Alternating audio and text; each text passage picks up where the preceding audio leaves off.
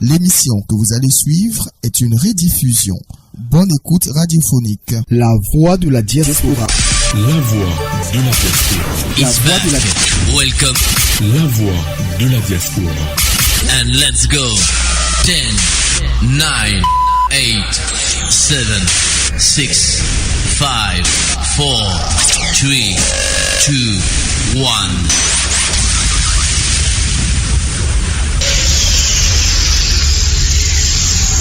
Vous en avez entendu parler?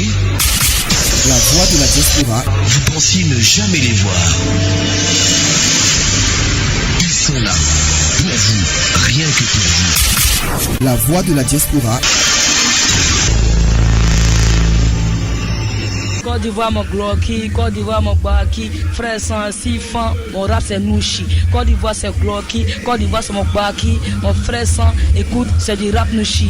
CIFM, on dit Zouglou, CI, non, on dit rap, CI. Ici là, il y a du potentiel, ici il y a des bails. Merci pour le Soutrali, merci pour le Bognan, au hip-hop ivoirien. On est prêt, tchè, nous on est grand bagbe. Tu connais pas, viens, comment on va te mettre en swap. Abogaïs gros grain, Abogaïs pata, Nastago Krakra du Jassa, sur CIFM, la radio qui met bien les rappeurs, la radio qui soutra les bails. On est à vous, on science à vous, alors on est au COI, c'est assez en pro pour nous soutra. So, CIFM, c'est bien, aussi en science, son bloqué à son bas qui est fort. Nastago Krakra du Jassa.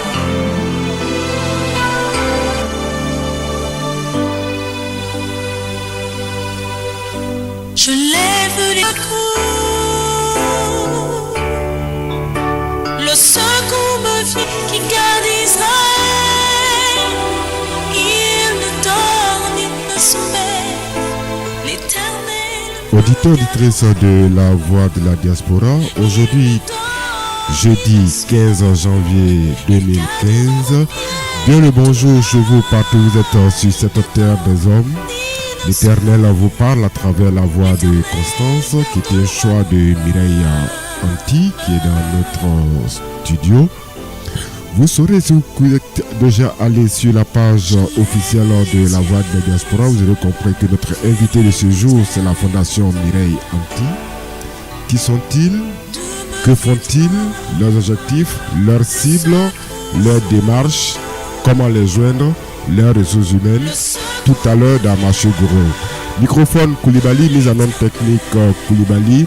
Je vous laisse en compagnie de Constance. Qui a fait les cieux et la terre, le secours me vient de l'Éternel. Qui a fait les cieux et la terre, le secours me vient de l'Éternel.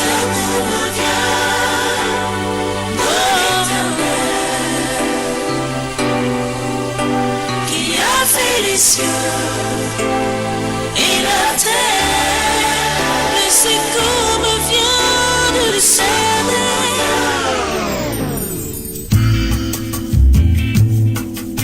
De la voix de la diaspora. Comme je vous le disais tantôt, nous recevons dans notre studio aujourd'hui la fondation Mireille Anti. Elle est dans nos studios, elle n'est pas seule, elle est accompagnée de Cheikh. Mireille, bonjour. Bonjour Koulibaly. Vous pouvez soulever votre micro un peu, voilà, on ne vous a pas entendu. Bonjour Koulibaly, bonjour auditeurs de Côte d'Ivoire FM. La voix de la diaspora, maintenant nous avons migré. Nous sommes maintenant la voix de la diaspora. La voix de la diaspora. Cheikh, bonjour. Bonjour. Comment va? Très très très bien. Bien, auditeurs de la voix de la diaspora, vous avez compris, nous sommes avec la fondation Mireille Anti. Mireille, c'est bien le nom, hein, Mireille? Absolument. Absolument, Mireille Anti. C'est la nouvelle année. On va vous permettre de souhaiter vos vœux à quelqu'un ou bien à la nation. Mais comme tu as pu commencer cette émission, Koulibaly, avec Constance, Oui. je souhaite une sainte année à tous vos auditeurs, à tous ceux qui nous suivent et au monde entier. Une sainte année tout simplement parce que notre vie ne nous appartient pas. Il y a forcément cet être suprême qui nous vient en aide quand il y a des difficultés, qui qui permet que nous puissions surmonter des épreuves. Et justement, je souhaite placer cette nouvelle année 2015 sous sa supervision afin que chacun de nous puisse tirer les bénédictions nécessaires à son épanouissement. Je serais tenté de dire Amen. Ben, il faut. Amen. Amen. Cheikh, tes vœux à toi? Je souhaite une très très très belle année à tout le monde et la peur du cœur, et que Dieu fasse que la voix de la diaspora et soit connue aussi de tous, puis voilà. Auditeurs, auditrices de la voix de la diaspora, vous avez bien compris, nous sommes avec nos invités. Excusez, c'est vrai que nous avons migré de Côte d'Ivoire FM à la voix de la diaspora. Un peu plus de 120 000 auditeurs dans le monde, nous le revendiquons et nous disons que partout où il y a un signal internet, nous sommes entendus à travers le monde. Et notre cible, ce n'est pas forcément la diaspora. En Côte d'Ivoire aussi, nous avons un signal dans tous les pays africains. Et nous avons été la seule radio à transmettre le FEMIA dans un peu plus de 120 pays. C'est quand même à notre décharge. Félicitations aussi à vous qui œuvrez dans l'humanité, on peut dire. Oui, tout à fait. Nous nous occupons des personnes en détresse. Nous faisons de la prise en charge psychosociale. Alors, qu'est-ce que c'est que la prise en charge psychosociale? Eh bien, c'est des personnes que nous recevons au quotidien dans notre siège, des personnes qui rencontrent des difficultés d'ordre affectif, des personnes dont une réalité les empêche de vaquer à leur quotidien.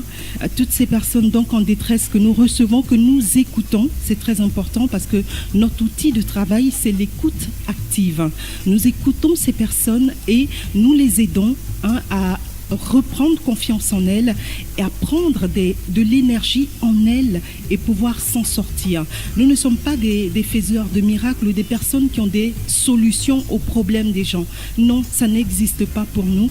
Pour nous, la solution étant la personne qui nous explique son problème. C'est en cela que nous l'écoutons de façon active afin que cette personne puisse remonter elle-même la pente, parce qu'il n'y a que comme ça que cette personne grandira et sortira durablement de son problème et pourra se départir de notre aide. Il faut apprendre aux personnes à être autonomes. Et ça, c'est aussi ça notre devise. Mireille, tout à l'heure, on va revenir dans le détail de cette fondation. Je vais juste vous prendre le mot. En Côte d'Ivoire, ici à Babir, quand on dit une fondation qui aide les gens, là, on dit on donne l'argent. Absolument, c'est ce qu'on dit. On donne l'argent. Nous, on écoute déjà. Et puis, la difficulté peut être, bien entendu, financière. Ça existe. Nous avons aidé d'ailleurs des personnes. Mais nous commençons déjà par ce moral qu'il faut booster.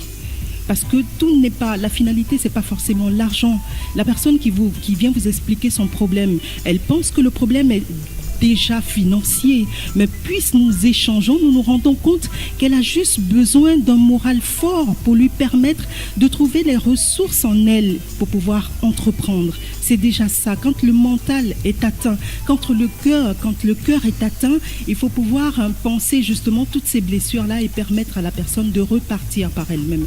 Quand ça nécessite éventuellement que nous puissions donner de l'argent à ces personnes, nous le faisons. Mais la plupart du temps, non, les personnes pensent que c'est de l'argent, mais généralement, c'est plus penser les blessures déjà internes avant de pouvoir se réaliser économiquement.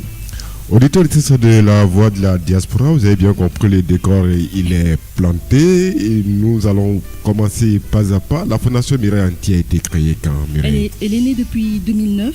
Oui. Depuis 2009, nous faisons ce que je viens de vous dire, donc l'écoute active. Nous avons commencé par, on va dire, des groupes de parole. Qu'est-ce que c'est?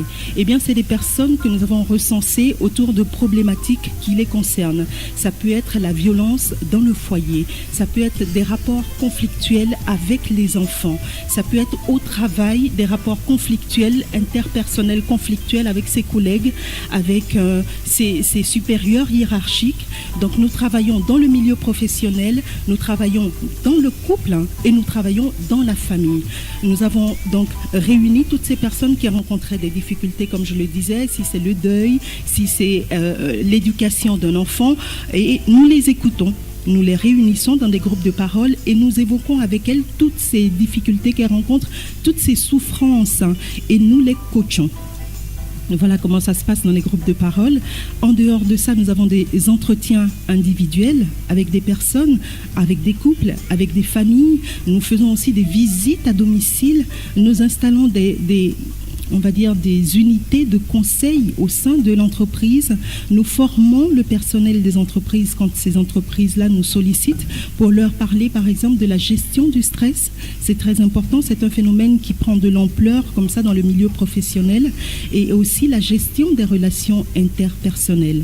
Voilà un peu un éventail de tout ce que nous faisons, et depuis 2009, et de moins en moins maintenant, nous nous axons sur les problématiques d'enfants en difficulté, notamment les enfants qui naissent en prison ou qui accompagnent leur maman en prison et qui vivent avec elle le temps de leur détention. Mireille, pourquoi Fondation Mireille Anti? Pas autre chose. Enfant du cœur, entraide de Mireille Anti. C'est une excellente question. Une autopromotion? Vous voulez qu'on vous connaisse? Pas du tout. Pas du tout. Je pense que ce nom a été suscité par l'audience de cette action que j'ai menée depuis plus de 10 ans maintenant. J'exerçais déjà sur une radio, il y a de cela très longtemps, avec ce nom, Mireille Anti. Et je ne m'étais pas rendu compte de l'impact de cette émission auprès des personnes qui la suivaient. Et je me suis dit, bon, j'ai fait mes armes dans cette radio, je pars ailleurs, je me reconvertis un peu, on va dire comme ça, je deviens journaliste par la suite, mais je continue de recevoir encore des appels, des messages de toutes ces personnes que j'ai suivies. Alors je prends conscience que la détresse est immense et que j'ai ce don de pouvoir aider les personnes, mais je pars sous une autre identité en tant que journaliste. Comment ces personnes feront pour savoir que c'est moi qui continue en fait ce travail que j'ai commencé depuis plus de 10 ans? Donc il fallait reprendre ce prénom, ce nom que tout le monde a connu à travers beaucoup de personnes, à travers lequel beaucoup de personnes se sont identifiées, pour mettre sur pied une structure formelle, une fondation, une ONG, et pouvoir m'occuper de toutes ces personnes que j'ai eu à suivre comme ça le temps d'1h30, 2 heures pendant l'émission radio, vous voyez. Donc maintenant j'ai plus de temps à consacrer à toutes ces personnes-là. Ça leur fait plaisir, ça me fait plaisir aussi, mais de l'autopromotion, non, c'est juste pour leur dire, tiens, cette personne que vous avez connue il y a plus de 10 ans qui faisait ça, aujourd'hui elle le fait à travers une structure formelle. Mireille, on revient en Côte d'Ivoire. Généralement en Côte d'Ivoire, quand quelqu'un sait faire quelque chose, il dit que c'est un don. Je vous l'avoue, je ne savais pas que je savais le faire. Je ne savais pas dans la simple et bonne mesure que j'ai fait plusieurs émissions de radio. J'ai fait les matinales, j'ai fait le week-end. Et comme ça, sur un coup de tête, on me dit, tiens, voici une émission de nuit qui parle de correspondance, de poésie, ce genre de choses. Est-ce que tu pourrais l'animer ? J'ai dit, bon, l'animateur qui le faisait tellement bien, pourquoi est-ce que vous voulez que je le fasse? On dit, ah bon, ça tombe bien parce que ce dernier s'en va. Je dis, ok, d'accord, ben, moi j'ai jamais suivi comme par hasard cette émission, je fais comment? Bon, je me renseigne de gauche à droite, je dis, ok, ben, je vais apporter ma petite touche. Et je prends l'émission, je ne m'attarde pas sur tout ce qui est correspondance, mais je me dis, tiens, et si je demandais aux gens d'expliquer un peu leurs problèmes? Parce qu'ils faisaient ça, mais ils ne s'attardaient pas là-dessus. Et pendant que je faisais ça, je ne m'étais pas découverte ce talent pour moi.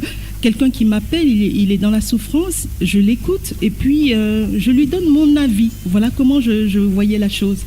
Mais après la première émission, j'ai eu des félicitations de ma hiérarchie qui me dit « Waouh, ça s'est très très bien passé ». Je dis « Vraiment, vous pensez ?» Ils me disent « Oui ». Je dis ok, donc on poursuit. On poursuit, ben voilà, je sais qu'il est là. Il est le témoignage d'ailleurs de cette émission parce que c'était l'un des fidèles auditeurs. Et il peut vous dire ce qu'il a ressenti, ce que cette émission lui a apporté. Et du coup, je me suis dit, bon, ben, c'est quelque chose que je sais faire finalement sans savoir que je sais le faire. Donc quand je pars, en tant que journaliste aussi, je me forme en écoute active et en relation d'aide. Et je comprends que c'est quelque chose que j'arrive à faire sans effort particulier. Donc c'est plutôt une grâce, je vois ça comme ça. Plutôt une grâce. Je serais tenté de vous poser une autre question. Généralement, ce genre d'expérience, on le traduit dans des livres pour se faire de l'argent. Oui. Plusieurs expériences sous nos tropiques ici à Abidjan, généralement. On a vu des gens qui étaient au micro, qui ont recueilli tous ces propos, toutes ces aspirations, toutes ces complaintes du peuple et les ont retranscrites dans un livre. Pourquoi vous ne l'avez pas fait, vous, plutôt que d'aller créer une fondation? J'avoue que j'ai été approchée par un grand écrivain pour une œuvre autobiographique. Oui. Qui est en train d'être faite. Pourquoi j'ai pas pensé à faire une compilation de tous ces problèmes-là? Je sais pas. Peut-être pour moi parce que c'est à but lucratif finalement. Est-ce que toutes ces personnes qui se sont confiées à moi m'ont autorisé à dévoiler leurs secrets? Je sais pas. J'ai pas vraiment senti la chose. Pour moi, c'est quelque chose que je fais généreusement, gratuitement. Et mon maître mot aussi, c'est la confidentialité. La confidentialité est essentielle pour ce problème-là, parce que vous faites bien de parler du territoire sur lequel nous sommes. Il y a beaucoup de kwakpatoya, si je peux m'exprimer de la sorte. Oui, c'est bien cela. Et quelqu'un qui vient vous confier un problème, il n'est pas obligé de le faire. Il vient naturellement parce que vous lui inspirez une certaine confiance. Alors, je me dis, ça doit rester dans l'ordre du secret. Donc je ne vois pas pourquoi j'irais dévoiler tout ça. Non, je ne me sens pas vraiment cette mission. C'est peut-être aussi une façon de montrer aux autres, voilà ce qui se passe, voilà comment vous devez procéder. Mais moi je me dis, chaque être humain est unique. Il a sa spécificité et son problème, la résolution de son problème n'est pas forcément du copier-coller d'un problème ressenti par une autre personne, parce que justement chaque personne est unique. Et donc moi je vois ça en échange avec une personne, ça reste entre nous, comme on dit à la Fondation, c'est ça aussi, hein, notre maître mot, c'est vraiment la confidentialité. Quand on faisait les groupes de parole, les gens avaient peur que cela se sorte sur la place publique, et à juste titre d'ailleurs, mais on avait des règles, on insistait, on leur disait, ici, si vous venez, nous ne voulons pas entendre ce qui est dit ici à l'extérieur. Et chaque fois, on insiste là-dessus. Donc voilà un peu ce qui a fait que je n'ai pas sorti un ouvrage et que j'ai préféré rester dans ce créneau-là. Juste une question, est-ce qu'il est merveilleux de servir l'autre? Ah, c'est génial, c'est valorisant. En tout cas, c'est ce que je ressens au plus profond de moi. Ça paraît peut-être...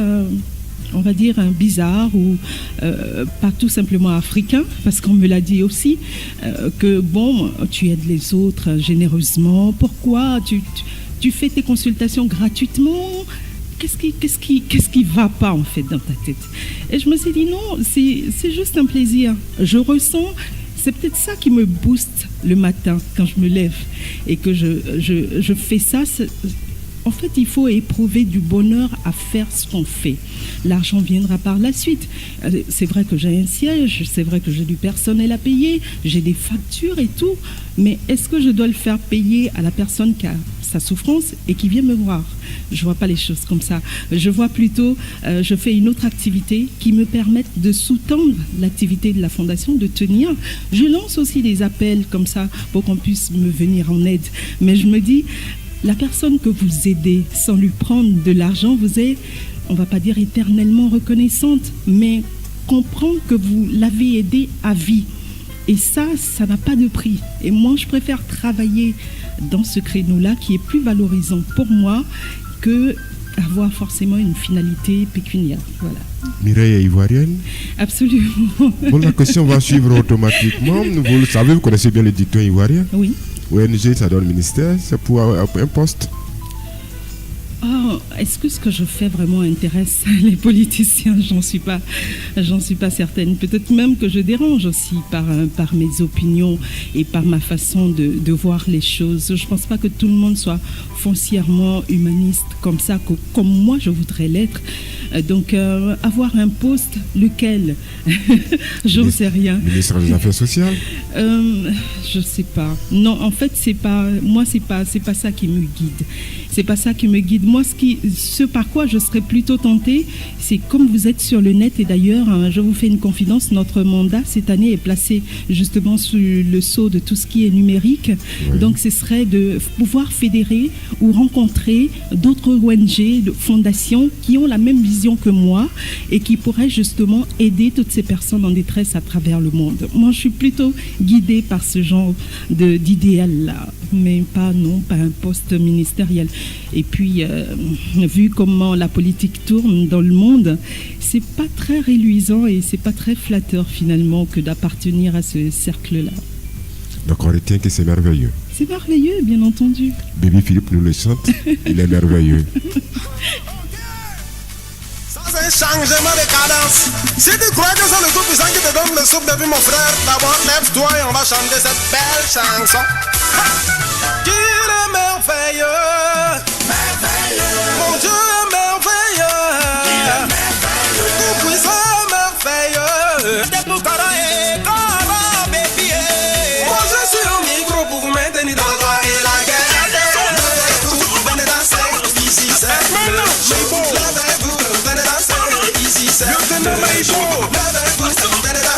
Ici c'est le show.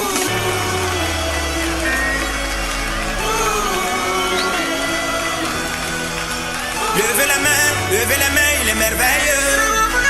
Levez la main, il est merveilleux. Levez la main, il est merveilleux. Levez la main. Auditeurs et auditeurs de la voix de la diaspora, levez les mains car la fondation Mireille Anti est merveilleuse. Nous continuons notre entretien avec Mireille qui passe tout ce temps. Qu'est-ce qui ne va pas, Mireille? Je me marre parce que c'est pas, je pense pas que ça soit ce que Baby Philippe voulait dire. Hein. Non, c'est ce qu'il est en train de dire. Non, mais il parle ce pas que de la tu fais fondation. est dans la droite ligne de Dieu, notre Père à tous. Oui. Partager, donner du bonheur, partager autour de soi le peu qu'on a, donner de la joie. Je crois que tous les livres nous le disent quand même. C'est clair. Bravo à vous, Mireille Anti. Et je sais que ta rencontre avec Mireille s'est passée comment? Bon, c'était un soir. Oui. J'étais là et puis moi je suis beaucoup radio. Oui. Je suivais les différentes chaînes. Puis je suis tombé sur une voix douce et calme qui écoute très bien et qui donne des réponses tellement justes. Parfois ça fait mal parce qu'on te dit ce que tu n'as pas envie d'entendre, mais qui est tellement juste et qui est tellement réel. Et puis voilà, moi aussi j'avais un souci et puis j'ai appelé pour... T'avais quel souci? Souci des pieds? Oui, parce qu'ici on se connaît. On a un souci, c'est que c'est dur. Voilà, bon, j'étais dans un problème. Bon, comme on dit dans l'accent ivoirien, j'étais dans mon goumé. Et puis voilà, donc je me réfugiais en écoutant plutôt les musiques, puis voilà, sur les différentes chaînes de radio. Oui. Et je tombe sur une émission fantastique où on parle avec quelqu'un qu'on ne connaît pas et puis la personne ne vous connaît pas. Donc c'est sûr, comme elle a dit de suite, personne ne viendra dire que vous aviez dit en avance. Donc comme ça, je suis l'émission et puis bon, je suis tenté d'appeler. Comme ça, un soir, après réflexion, je veux lancer l'appel. Je dis non et puis je lance. Et puis en même temps, ça sonne. Dès qu'elle décroche. Ah, je suis bloqué. Ah, bonjour et bonsoir. Bon, je vais expliquer mon problème. Bon, voilà, j'explique mon problème. Puis voilà, elle me donne des solutions. Et je vois que ce qu'elle a dit, je mets en pratique. Et puis c'est vraiment ça. C'est vraiment ça. Et je me rends compte que vraiment, je ne dois plus continuer la relation. Et puis bon, j'arrête. Et puis je me réfugie dans la poésie. Je commence à faire des poèmes, des petits poèmes et tout ça. On en aura droit tout à l'heure? Pourquoi pas? Ok. Bon, donc je commence à faire des poèmes. Et il se trouve aussi que dans l'émission, comme par hasard, il y avait une rubrique de poésie.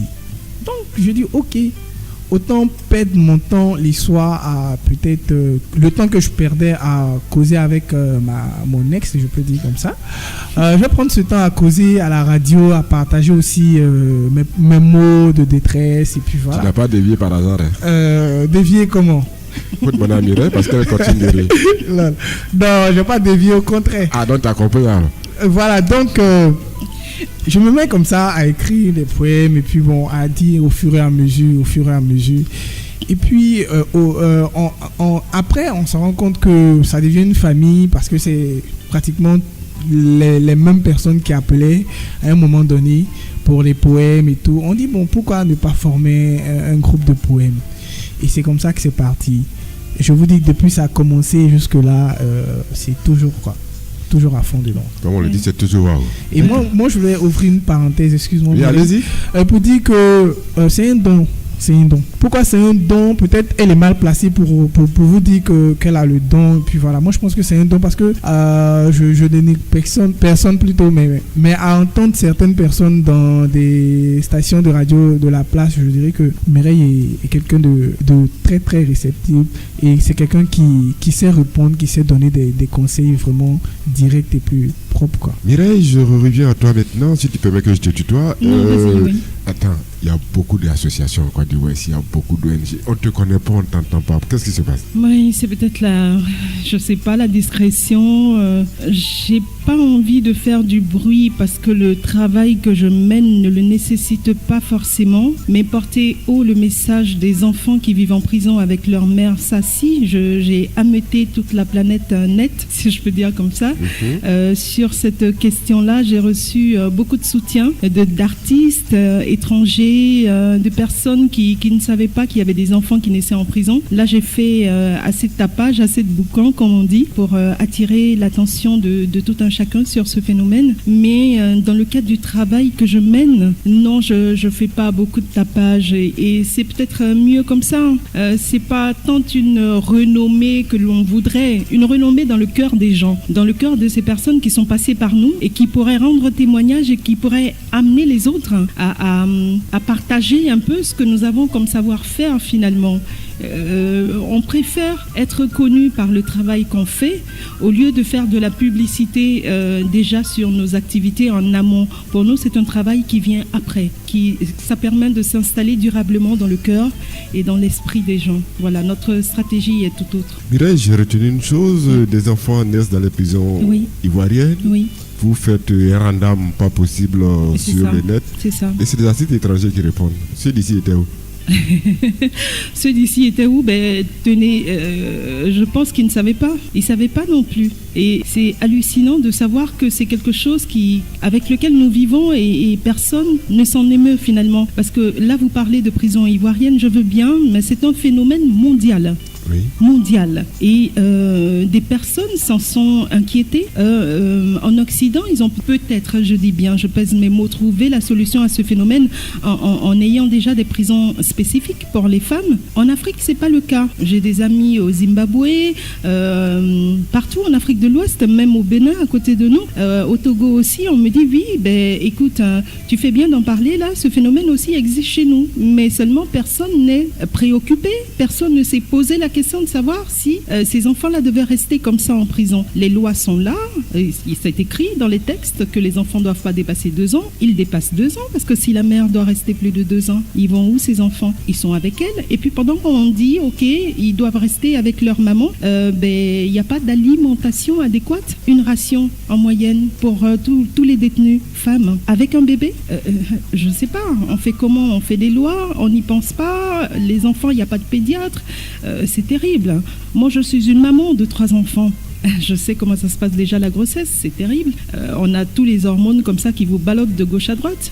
Et en plus, il faut être soucieuse de son état de grossesse et de sa détention, pardon, je voulais dire, de ce qui nous a amenés là-bas et du vécu carcéral. C'est atroce. Déjà pour l'enfant, le fœtus. Et puis ensuite, à la naissance, il a quoi comme berceau? Des barreaux. Il doit vivre avec nous. Il n'a pas demandé ça, mais il est là. Et pour lui, il n'en a même pas conscience. C'est ça le danger. C'est que pour lui, c'est son univers normal. Il a fallu que nous scolarisions ces enfants-là pour qu'ils se rendent compte que, tiens, il y a des enfants qui vivent autrement, qui ont la possibilité de jouer et tout, alors qu'eux, il faudrait qu'ils attendent que les cellules s'ouvrent le matin avant de sortir, courir un peu dans la cour, et puis le soir, on referme. Alors qu'ailleurs, c'est pas comme ça. Donc, ce sont des situations qui méritent d'être connues. Et puis, la réflexion doit être menée ensemble. Vous voulez qu'ils y soient jusqu'à 2 ans? Nous, notre créneau, c'est de ne même pas qu'ils y aillent. Mais ils y sont déjà, on fait quoi? La Fondation a décidé de les scolariser le temps d'une journée pour qu'ils échappent aux réalités carcérales. Mais après, ils retournent. Et puis après, ils vont grandir, ils vont aller à l'école. Et puis les autres vont se dire, mais tiens, vous habitez où finalement? C'est autant de traumatismes.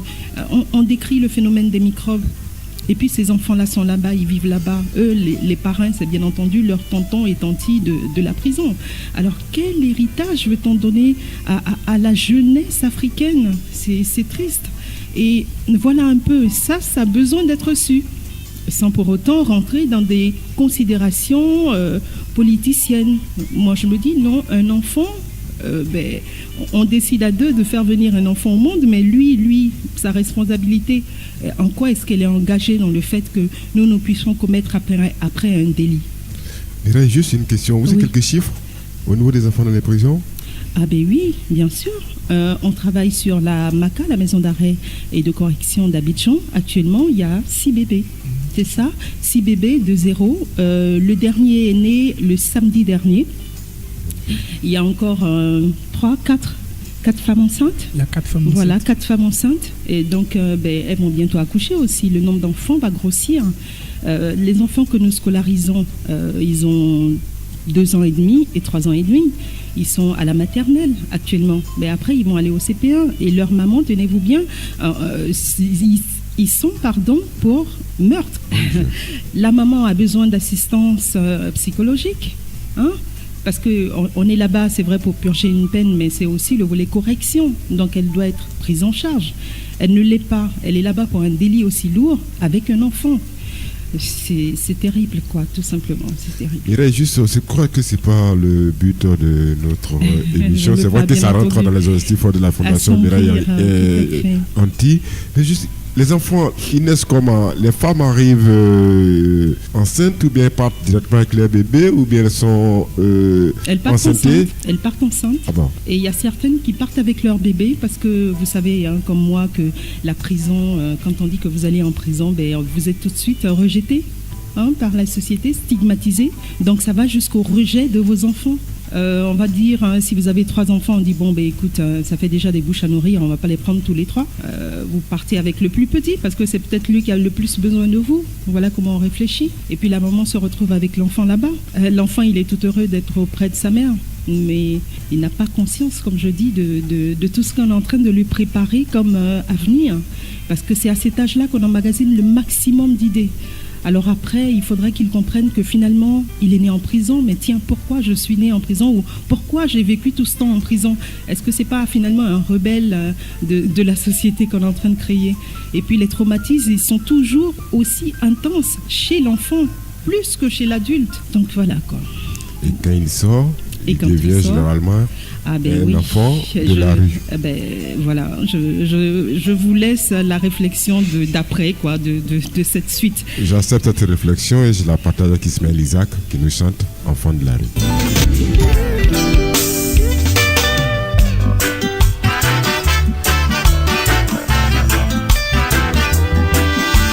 Je suis plus dans la rue, mon esprit se trouve. On cherche un coin pour dormir.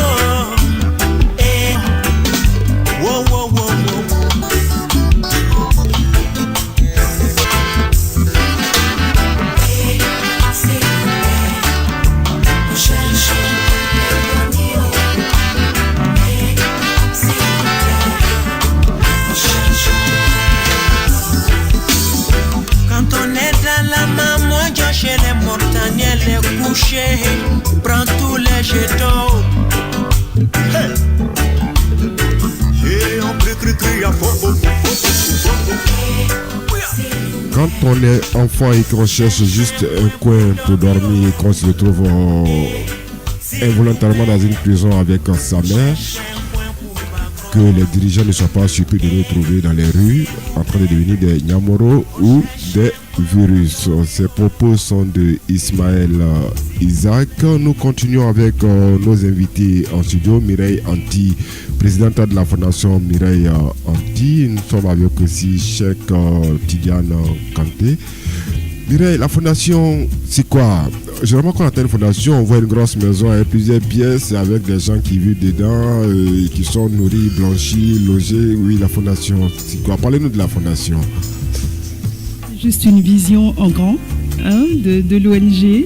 On utilise généralement le terme fondation pour pérenniser une vision que l'on a, une action que l'on souhaite voir pérenne. C'est en cela que j'ai utilisé le terme fondation et aux actions de Mireille Anti. Voilà, Fondation Mireille Anti. Sinon, je vous invite, notre siège c'est à la Riviera Palmeraie. Vous allez voir, c'est une petite maison. Il n'y a pas autant de grandes chambres, mais je pense que c'est le travail qui compte, c'est ça le plus important. C'est le travail qui compte, c'est le travail paix, comme le disent les autres, oui. Quoi na quoi, c'est oui. Le travail paix. Votre plus grande joie dans ce domaine? Beaucoup, c'est vrai, mais quelque chose qui vous a marqué le plus? Bon, Alors, ma plus grande joie, c'est de me découvrir une vocation pareille, qui me permette d'avoir tout simplement envie de vivre pour ce que je fais. Parce que ça, c'est pas évident. Souvent, on se lève, on a un travail, c'est vrai, on y va, mais on a l'impression de tourner en rond parce qu'on n'a pas encore trouvé la chose qu'on voudrait faire. Et je pense pas que ça arrive à tout le monde.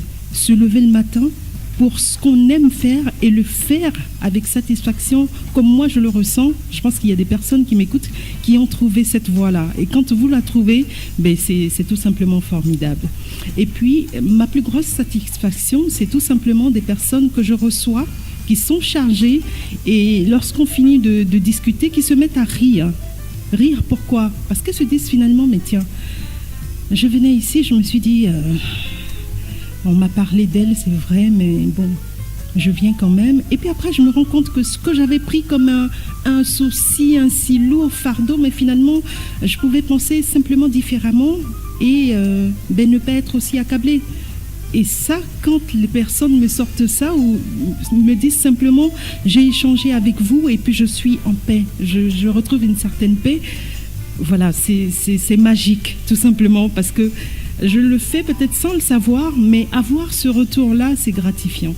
Voilà. Mireille est un gourou? Un gourou? Oui. Mais non, dans l'explication du départ, quand on échangeait, je vous disais que pour moi, il fallait rendre les personnes autonomes. Justement, les sectes avec les gourous, elles vous rendent dépendantes de leur personne. Moi, je vous avoue que ça me fatigue. Quand je rencontre quelqu'un, on échange, ensemble, bien entendu, je ne lui impose rien.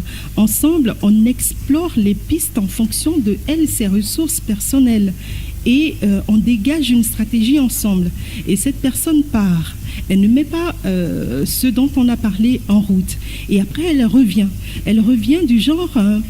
elle a quelqu'un qui est là tout simplement, qui sera là pour l'écouter. Voilà, ça sert à rien de vouloir prendre des décisions comme ça et vouloir que je les suive, parce que finalement je veux faire ce que je veux.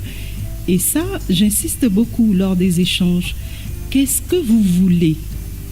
Souvent les personnes me disent, je ne sais pas, moi-même je ne sais pas, c'est pour ça que je suis venue vous voir. Je dis très bien. Alors qu'est-ce qui ne va pas? On parle ensemble. Qu'est-ce que vous avez déjà essayé? Et si vous essayez cela, est-ce que vous pensez, bon, j'avoue que je n'ai pas pensé à ça, donc on va explorer ce chemin-là, pourquoi pas? Des personnes vous disent ça, mais en partant, elles n'ont pas la ferme résolution de faire ce dont vous avez parlé ensemble, parce qu'elles pensent à ce qu'elles veulent faire. Donc, du coup, elles voudraient que vous soyez comptable de leur propre choix. Et là, je dis non. Non, parce que chacun de nous est maître et responsable de sa vie.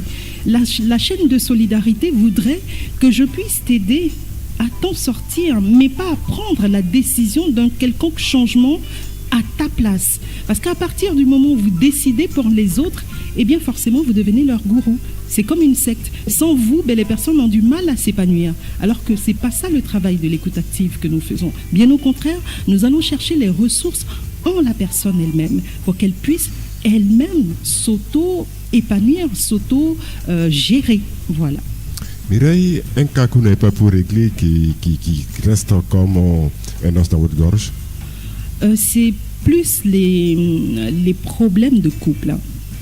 C'est plus les problèmes de couple. Pourquoi c'est trop compliqué. Non, pas du tout. Quand vous avez une femme désespérée ou quand vous avez un homme désespéré avec la volonté de vouloir changer quelque chose dans son couple, qui vient vous voir, qui vous explique une situation donnée, la personne est réceptive, ensemble vous diagnostiquez le problème. Mais quand c'est monsieur et madame qui viennent fâcher vous voir, chacun veut avoir raison. Généralement, moi, ma stratégie, c'est que je prends monsieur ou madame individuellement.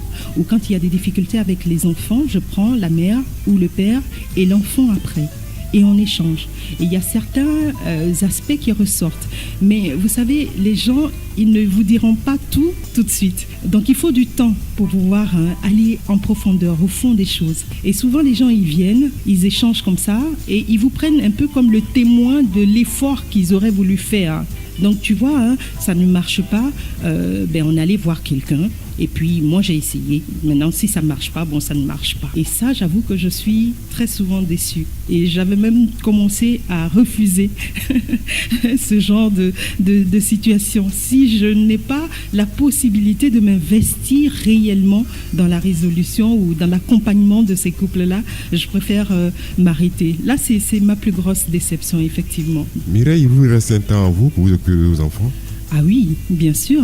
Il faut s'organiser. On a trop de problèmes à Abidjan ici. Hein? Il y en a beaucoup. Je vous le concède. C'est moi, après l'émission, j'ai fait la fondation. Il y en a énormément. Je vais dérouler mon parchemin de soucis. Sans souci, je vous accueille avec joie. Alors, comment je fais? J'entends souvent dire des personnes, non, mais c'est une question d'organisation. On s'organise et ça me fait sourire. Même quand je sors le mot, j'en ris un peu. Parce que quelle que soit l'organisation, on fait toujours du mal à ses proches. Parce que tout le monde a envie d'être content, alors qu'on ne peut pas satisfaire tout le monde. On a nos propres limites. Et à partir du moment où on reconnaît qu'on a ses limites et qu'on est un humain, à partir de ce moment-là, à un moment, quand ça ne va pas, on arrête. Voilà. Moi, je suis toute joyeuse comme ça de me lever le matin, aller faire mon travail de journaliste. Et puis après, je vais faire la fondation. Et puis après, je vais prendre mes cours. Et je rentre le soir, il est 21h. C'est maintenant que je vois mes enfants qui peut-être sont en train de somnoler. Et donc, qu'est-ce que je fais? Si j'arrive pas à les satisfaire, parce que vous savez, avec les enfants, c'est pas 5 heures ou 8 heures de temps que vous aurez à passer avec eux, c'est la qualité du temps. Et quand moi, je suis assise avec eux, chacun me raconte sa journée. Alors, ce que j'ai entendu au boulot, à la fondation, et peut-être avec mon époux, et que je viens entendre avec les enfants, ça fait un peu, à un moment, ça fait trop. Ouais. Voilà. Donc, soit je leur dis, écoutez, maman est super fatiguée ce soir, on en parle demain. Et comme je sais que mercredi après-midi, ils n'ont pas cours, ou samedi et dimanche, je peux aménager mon emploi du temps, on sort. On passe des petits temps ensemble comme ça. Et puis, j'essaie de les fidéliser sur un rendez-vous par semaine. Par exemple, je dis, toi, on se voit tous les samedis à telle heure pour faire le point de ta semaine. C'est quelques petites stratégies comme ça que je trouve pour contenter déjà les enfants.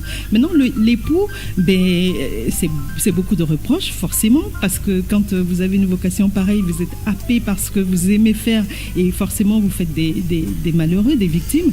Donc on trouve aussi notre moment à nous, à tous les deux.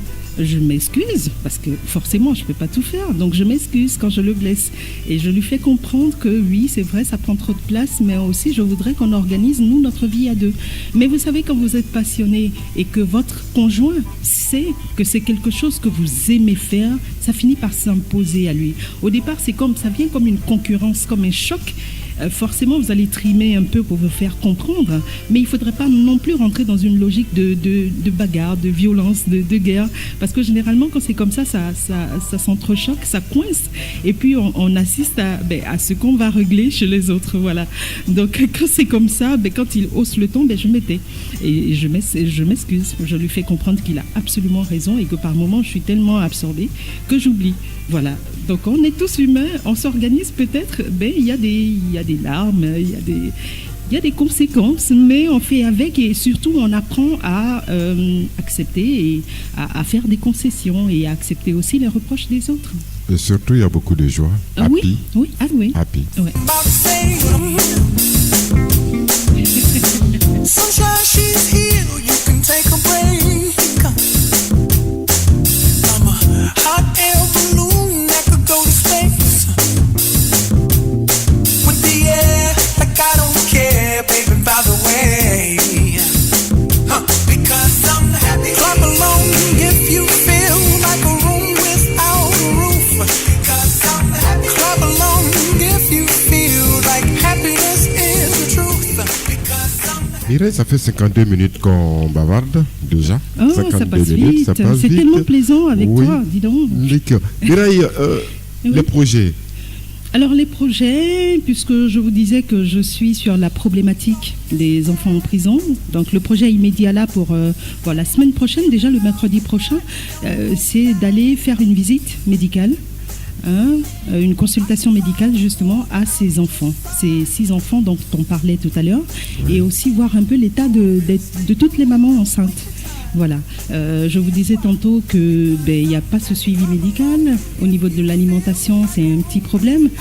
Donc, nous pensons une prise en charge holistique. Donc, par holistique, j'entends tout ce qui est nutrition, vaccination, état civil, alimentation, même côté santé. Donc, prendre tout ça en charge pour les enfants de la maison d'arrêt et de correction. Donc, mercredi prochain, nous irons là-bas avec un pédiatre volontaire qui a été vraiment touché par ce que nous faisons. Donc, c'est de façon bénévole qui nous soutient. Et on va ausculter tous ces enfants-là. C'est pas la première édition. Nous avons voulu, depuis notre dîner gala, que ça se passe chaque mois. Qu'au moins il y ait des consultations, mais comme ça se passe normalement, c'est pas parce que les enfants sont en prison qu'ils doivent pas bénéficier de tout ça. Donc avec lui, nous irons et puis nous donnerons aussi des dons à toutes ces mamans, de la nourriture, des vivres pour qu'elles puissent manger équilibré, surtout les femmes enceintes. Et puis avec la possibilité de pouvoir, c'est bien d'ausculter ces enfants-là, mais quand vous donnez une ordonnance à une personne qui est en prison, comment pensez-vous qu'elle ira chercher les médicaments pour soigner son enfant? Eh bien, on récupérera les ordonnances et puis ensuite on va acheter les médicaments à la pharmacie et on retourne à toutes ces mamans-là pour s'occuper de leurs enfants. Voilà ce qui est prévu de façon immédiate comme ça. Et dans quelques mois, nous irons dans un orphelinat que nous aurons choisi. Il y a beaucoup d'orphelinats qui bénéficient de l'aide des ONG et tout, donc on va essayer de choisir une qui est vraiment délaissée, un orphelinat ou une pouponnière qui est vraiment délaissée pour leur apporter notre soutien. Et puis au niveau des entreprises, nous lançons bientôt un sujet sur la responsabilité sociétale autour de la valeur humaine, parce que vous savez que on est tous guidés là par le profit et tout, mais c'est l'homme aussi qui fait le profit. Alors si vous êtes dans une entreprise où on vous use jusqu'à la moelle parce qu'il y a des objectifs à atteindre et que vous-même, l'épanouissement du staff, de l'employé n'est pas pris en compte dans une société, vous n'aurez pas vos chiffres, tout simplement parce que la secrétaire que vous croisez à l'entrée, elle a des difficultés à la maison, elle vient au travail, on lui crie dessus. Alors vous avez de gros partenaires ou sponsors qui arriveront par exemple pour avoir rendez-vous avec le patron pour signer des gros contrats, et puis elle est de mauvais poil parce qu'on lui a crié dessus et elle reçoit mal ces personnes qui s'en iront. Voilà, et vous aurez perdu des millions que vous aurez pu avoir si jamais vous placiez l'homme au centre de votre activité. Donc c'est en cela que nous allons appuyer bientôt des entreprises ivoiriennes. Donc nous les sensibilisons déjà au niveau de la responsabilité sociétale de l'entreprise. C'est au mois de juin. Et puis après cela, nous continuons notre plaidoyer sur le net. Je vous l'ai dit, nous avons placé notre mandat sous le sceau du numérique. Donc à mettre toute la toile sur ce que nous faisons et étendre notre capacité sur les pays de la sous-région, pour leur dire que c'est vrai, nous sommes physiquement basés à Abidjan, mais grâce au net, nous avons la possibilité de nous entretenir avec toutes ces personnes qui nous suivent. Et c'est en cela que nous avons salué cette invitation que vous nous avez faite de venir nous exprimer sur votre antenne pour dire à toutes ces personnes qui pensent que l'Afrique, il n'y a pas de solidarité en Afrique. Bien oui, peut-être il n'y en a pas, mais l'Afrique l'a été en tant que berceau de cette solidarité-là. Donc il est plus que temps. C'est vrai, nous copions l'étranger, mais il faut garder les valeurs essentielles qui sont celles de la solidarité, de la fraternité. J'en perds un peu mes mots, mais je vais y arriver parce qu'il n'y a que ça qui demeure finalement. Donc nous sommes là, même ici, nous pouvons les aider. Ils peuvent nous aider aussi. Tous ceux qui nous écoutent, toutes ces personnes peuvent nous aider dans la mesure du possible, en nous écrivant, en nous disant tiens, nous aussi, on veut développer quelque chose comme ça chez nous. Pourquoi pas? S'il y a une expertise à apporter, c'est un échange de bons procédés, tout simplement, pour que l'Afrique gagne, n'est-ce pas? Mais là, je peux vous demander un service. Lequel? Que chaque jeudi, si c'est possible, par exemple, après une grande activité, qu'on vienne faire un débriefing. Parce que là, je me rends compte qu'une heure, c'est peu. Oui. Voilà. Et vous faites tellement de belles choses qu'il serait mieux pour la diaspora de les traiter au cas par cas, c'est-à-dire après la visite à la MACA, qu'on ait un point et qu'on se consacre à la Fondation Mireille Anti, la voix de la diaspora se consacre aux enfants de la MACA. aux enfants prisonniers. Et ensuite, on part pour les enfants des pouponnières. Et ainsi de suite. Je pense que comme ça, on aura le temps de venir. Après, ce sera les entreprises, comme vous le dites. On va vous suivre comme ça tous les jeudis. Après chaque activité, comme on fait un débrief. Merci beaucoup. Merci pour cette grande opportunité. Je pense que c'est les prières de tous ces auditeurs qui nous écoutent finalement, qui sont en train d'agir. Et merci. C'est avec plaisir que nous serons là. C'est vraiment ce que nous aimons faire. Et si ça peut aider, nous sommes là. Comment vous financez votre fondation? Chèque, tu veux le leur dire? Chèque, allons-y. Bon, je peux dire que tout, si je peux dire, je vais parler un peu terre à terre, tout vient de la poche de madame la fondatrice Mireille Anti. Elle a les moyens. Non. Par la grâce de Dieu, et Dieu permet. Lui, il dit non, lui, il dit oui. Non, je dis par la grâce de Dieu, Dieu permet. Oui. Et puis le reste vient après. Par la grâce de Dieu, il y en a un peu dans sa poche. C'est ça? Gloire à Dieu. Oui. Gloire à Dieu, voilà. Oui. C'est ça, on dit chez nous, si il y en a la folie, il y en a. Au moins, Dieu va compléter encore. Mais Dieu te donne, tu dis, il n'y en a pas. Non, j'ai pas dit, il y en a pas. Non, c'est moi qui ai dit non. J'ai dit non parce que, comme tu l'as dit tout à l'heure, Koulibaly, quand on dit fondation, on pense forcément qu'on a de gros sous. Et je l'expliquais tantôt, je fais quelque chose qui me permet de soutenir. Et donc, quand il dit par la grâce de Dieu, c'est que pure grâce finalement. Parce que j'ai des agents, j'ai des charges et tout. Je le fais avec passion. On me demande souvent, mais tout cet argent-là, tu peux prendre pour t'acheter de belles fringues, de penser à toi, à tes enfants et tout. C'est pas que mes enfants soient forcément lésés, mais c'est ce que j'aime faire. Voilà, je ne sais pas comment vous l'expliquer. Peut-être que vous aurez des témoignages d'autres personnes qui aiment faire des choses avec passion. Moi, c'est ma passion, quoi. J'aime ça et je claque tout là-dedans. Voilà. On n'a pas assez de sous. Pourquoi? Parce que quand vous rentrez dans le financement des projets, un projet si important comme celui de la prise en charge des enfants de la MACA, il faut forcément de l'argent. Le pédiatre bénévole qui se déplace, il prend son véhicule pour arriver là-bas. Il faut lui payer. Même s'il prend rien. C'est ça. Il faut lui payer son carburant. Tous ces dons que nous faisons, heureusement, de plus en plus. Le soutien de l'État, il est où? Le soutien de l'État, il est purement institutionnel pour l'instant. Parce que nous avons été interpellés sur la problématique de ces enfants en prison par le service socio-éducatif de l'administration pénitentiaire. Donc, ce n'est pas quelque chose que nous faisons comme ça pour venir chercher des poules sur la tête des gens. C'est l'administration pénitentiaire qui nous a interpellés sur la situation des enfants en prison. Nous menions nos activités de plaidoyer à travers des conférences, débats que nous organisons chaque mois d'octobre. Nous appelons ça les journées de l'écoute. Et c'est à cette occasion-là, nous nous sommes dit, il y a 3 populations spécifiques qui ont besoin d'écoute. Ce sont les jeunes. Quand on voit le phénomène du bord d'enjaillement, quand on voit le phénomène des enfants microbes et tout, c'est des enfants qui ont besoin de se sentir exister. Quand vous prenez les personnes du 3e âge, ce sont finalement des personnes qui vivent en marge de notre société, alors qu'on oublie que nous-mêmes, nous sommes appelés à vieillir. Alors si on ne prend pas ces personnes-là au sérieux, ça veut dire que on vit pour sa jeunesse. Voilà, on ne pense pas à l'étape du vieillard ou de la femme, de la vieille femme. Voilà, donc nous avons pensé à ces personnes-là. Et quand je parlais de jeunes tout à l'heure, c'est le jeune en milieu scolaire et le jeune en milieu carcéral. Voilà, c'était principalement ces 2 cibles-là, c'est au niveau à cette occasion, que nous avons été interpellés. Donc, nous nous sommes dit, tiens, on va faire un petit package là, un petit colis, un petit cadeau pour les mamans avec leurs enfants. Et la dame nous a dit, non, vous allez en prison pour voir ce qui se passe. Et c'est quand on est allé là-bas, mais je vous jure, vous y allez, votre vie change. Parce que moi aussi, je suis comme tout le monde. Je ne savais pas que les enfants vivaient là-bas. Et il a fallu que j'y aille pour voir et m'interroger. Je me suis dit, mais mince, mais qu'est-ce qu'on pourrait faire pour ces enfants? Je vois des gens envoyer des toboggans, des bacs à sable pour qu'ils s'amusent. Mais je me dis, mais est-ce que c'est un lieu pour enfants? Attends, la prison en Europe, c'est pas la prison en Afrique. Tout à fait. C'est pas du luxe.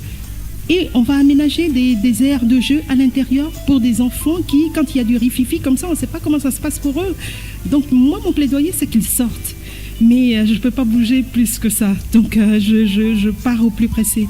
Donc je travaille avec le ministère de la Justice sur la question. Je travaille aussi avec le ministère de la Solidarité. Il faut le savoir, la famille, la femme et l'enfant, à travers la direction de la protection de l'enfant. Ils sont là chaque fois qu'on les sollicite. Ils voient la situation, on fait des rapports ensemble. Qu'est-ce qui ne marche pas? On espère seulement que ça va marcher, tout simplement. Et puis avec la direction des affaires sociales aussi, de la protection sociale qui dépend du ministère des affaires sociales. La DPS. C'est ça, la DPS. Mon épouse y travaille. Ah ben voilà. Donc on a aussi le soutien de votre épouse. Donc on espère que cette chaîne de solidarité là soit grande et pour permettre de réduire comme ça ces quelques inégalités dans notre pays. Un appel à lancer? Un appel à lancer, absolument. Je pense que toute cette émission est un appel. Moi, je reviendrai toujours sur ces notions de solidarité, de fraternité. J'ai posté un message ce matin sur la page Facebook de la Fondation Mireille Anti. J'ai dit, l'indifférence, c'est vraiment le tueur silencieux de nos joies. Voilà, donc quand on est indifférent, on passe à côté de choses et ce serait bien qu'à un moment donné, on s'arrête et qu'on s'interroge sur notre façon de vivre. Parce que les autres, là, c'est vrai, on les traite d'individualistes et tout, mais quand il y a des morts quelque part, ils se mobilisent. C'est pas notre cas ici. On a l'impression que la vie n'est plus aussi sacrée comme par le passé. On s'en fout, on se lève, on ne connaît pas son voisin, on ne sait pas ce qui lui arrive. Quand vous voyez qu'on s'intéresse un peu à quelqu'un, c'est juste parce qu'on veut s'affairer. Voilà. J'aime bien ce terme-là parce qu'il traduit la réalité de ce qui se passe ici. Notre quotidien. Voilà. On veut s'affairer sur sa vie, mais on n'est pas là pour se poser des questions en termes d'aide. On aide ceux qu'on connaît. Et ça, je trouve ça injuste. L'appel, ce serait d'aider la Fondation qui se bat justement pour ses enfants, qui se bat pour un monde meilleur. Si je dis ça, c'est un peu comme ça, rêveur et tout, mais la réalité est là. Il y a beaucoup de détresse en Afrique, il y a beaucoup de détresse en Côte d'Ivoire, il y a des personnes qui viennent vous voir qui n'ont pas de toit, il n'y a pas de foyer d'accueil, il y a des personnes qui ne savent pas où dormir. Vous voyez beaucoup de personnes qui dorment dans la rue comme ça. On parle ailleurs de Restos du Cœur, on parle de ces centres d'hiver qui s'ouvrent spécialement pour accueillir des personnes qui n'ont pas de toit, alors qu'on dit de ces personnes là qu'elles sont sans cœur, alors que nous ici on est en Afrique, on dit on habite à 15-20 dans une maison, mais on n'est pas capable d'aider son prochain et ça c'est grave. Donc aidez-nous à pouvoir aider vos familles qui sont ici. Vous êtes là-bas, vous voulez bien rentrer, vous pensez que vous ne pouvez pas à cause de la situation de votre pays, d'accord, mais aidez ceux qui peuvent aider, ceux qui sont ici à s'en sortir. Voilà. Où vous joindre, les contacts? Alors les contacts sur la toile déjà, parce que nous sommes sur une radio qui émet sur les nets, donc sur la toile ce serait www.fondationmireillanti en un seul mot.org. Alors je vais épeler tout ça. Fondation, tout le monde connaît en minuscule. Mireille, tout le monde connaît, sinon je répète, j'épelle M-I-R-E-I-2-L-E. Et le anti, c'est H comme hôtel, A comme André, N comme novembre, T comme Thierry et Y comme Yéo. Voilà. Pour faire très ivoirien. Voilà, .org, fondationmireillanti.org. Vous avez aussi, vous tapez sur Facebook Fondation Mireille Anti, vous irez directement sur la page Facebook. Vous avez l'adresse mail info, info sans s, info @fondationmireillanti.org. Pour ceux d'Abidjan, 22 49 94 26. Ceux de l'extérieur, vous précédez du plus 225, l'indicatif de la Côte d'Ivoire, donc 225 22 49 94 26. Nous avons aussi un portable 01 07 87 12 01 07 87 12. La localisation physique? Nous sommes à la Riviera Palmeraie, les Rosiers. Vous savez, l'adressage ici, c'est pas très évident, donc je risque de citer le boutiquier d'à côté et tout ça. Je vous dirais la pharmacie Sainte-Béatrice, Quick Market, je dirais aussi Pizzeria Da Carmen, pour ne pas faire de publicité. Alors, si vous êtes dans ces environs-là, vous nous appelez. Nous sommes pas très loin, voilà. Vous n'êtes pas très loin, Mireille Anti. Si vous demandez votre mot de fin? Je sais pas. Le terme qui me vient à l'esprit, c'est Amen. Amen. Je sais pas. voilà. Voilà, je dirais amen et merci. Merci infiniment. Merci pour cette lucarne. Merci pour tous ceux qui nous écoutent. Merci pour la considération, l'intérêt et puis excellente année 2015. Auditeurs de la voix de la diaspora, nous recevons dans nos studios un héros des temps, la fondation Mireille Anti, comme le chante JC Pluriel. Tant que Dieu n'a pas dit c'est fini. Mais toi on travaille sur le travail te rendra libre. JC Pluriel accepte les humiliations. Un homme ne souffre pas pour toujours. Il se l'année de réussite fait oublier 10 ans de galère. Colonel Kouyaté, si tu te vends moins cher, la vie va te payer à crédit. Papa Koulibaly Praïnois, toi Oudé, reste debout. L'émission que vous avez suivie était une rediffusion. Bonne écoute radiophonique. La voix de la diaspora.